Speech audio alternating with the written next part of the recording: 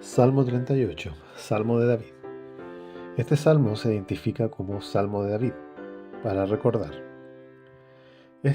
Junto con el Salmo 6, 32, 51, 102, 130 y 143, se conocen como los salmos de penitencia. Aquí, el salmista recuerda a Dios su apuro para que Él actúe, o se recuerda a sí mismo y a la comunidad su apuro histórico, para que tanto él como ellos oren fervientemente en semejantes contextos de agudo sufrimiento. Las oraciones rodean un núcleo de intenso lamento, en los versículos del 2 al 20. En muchas maneras, los lamentos de David están en paralelo con los de Job. La perspectiva de David es que su penoso apuro se debe, en parte al menos, a su propio pecado. Estructuralmente, las oraciones inicial y final de David en el Salmo 38 se relacionan con dos ataques procedentes del enemigo. Número 1. Oración introductoria, versículos 1 y 2. Número 2.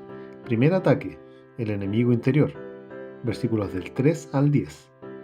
Número 3. Segundo ataque, enemigos exteriores, versículos del 11 al 20. Y 4. Oraciones finales, versículos 21 y 22. Algunos motivos de reflexión que podemos considerar en este salmo. Versículos 1 y 2. ¿Estamos siendo desaprobados por Dios?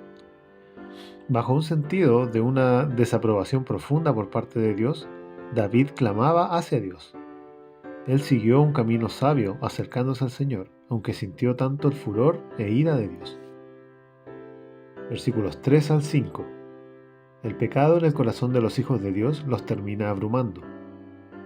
El peor error que un creyente puede cometer en su vida es retrasar el reconocimiento de sus pecados ante la santidad de Dios. David reconoció la mano de Dios en su miseria, pero no pensó que fuera sin causa. Él sabía que era por causa de su pecado.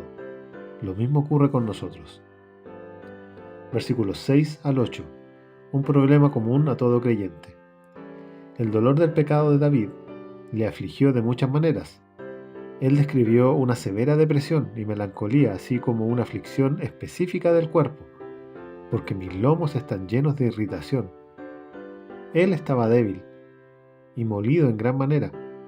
Esto es lo que ocurre en el Hijo de Dios mientras se mantiene en silencio de confesión. El pecado afecta a nuestro ser entero. Versículos 9 al 10.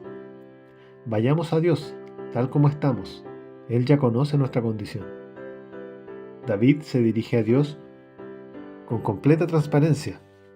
Él sabe que su miseria no está oculta a los ojos de Dios. Nuestro instinto es seguir el patrón de nuestros primeros padres y esconder nuestro pecado al intentar escondernos de Dios. Aquí David es un ejemplo del tipo de comunicación sin estorbo que es importante para todos los que verdaderamente deseamos a Dios. Versículos 11 al 14. El desamparo de los más cercanos.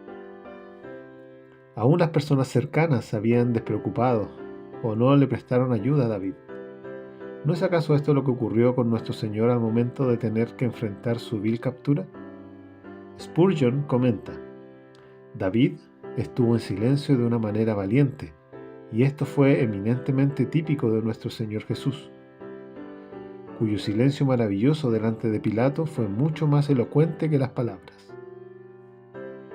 Versículos 15 al 16. Nuestra mirada debe estar en Dios. Él oye nuestras oraciones.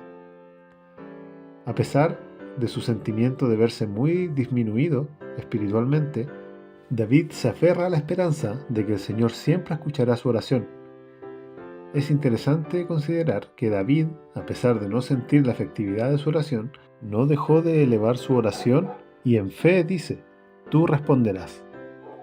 David eligió permitir que su aflicción le presionara a acudir a Dios, en lugar de que lo alejara de Él, su única esperanza. Oremos al Señor, que Él reconforte nuestra fe y esperanza, que la confianza en Dios sea fortalecida cada día. Versículos 17 al 20. David manifiesta que está preparado para ser víctima de sus enemigos. Reconociendo su situación difícil, David concluye: debo confesar mis pecados y mi miseria a Dios. Le pesaba su pecado, que era la causa de su miseria espiritual. A diferencia de otros salmos en los que David reclama su inocencia, en este no lo hace, pero no se quedó en el remordimiento que lo hacía miserable. Tomó el único camino que lo podía sacar del lugar en el que estaba: confesar sus pecados a Dios. Versículos 21 al 22. Una oración con 3 elementos que necesitamos tener en cuenta. Número 1. No me desampares. Un clamor que sale de lo más profundo del corazón del salmista. Es una expresión del deseo de sentir la presencia de Dios. Número 2. No te alejes. Mientras no confesamos nuestro pecado, nos parece estar en desamparo. No es la realidad, es la sensación que el diablo intenta fijar en nuestro corazón. Número 3. Apresúrate a ayudarme.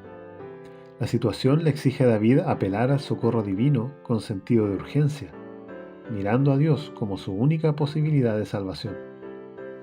Si bien, al llegar al final del Salmo, las circunstancias no han cambiado, sí la fe en el corazón del salmista se había fortalecido, y eso hace la gran diferencia en el corazón del inicio al del final del Salmo.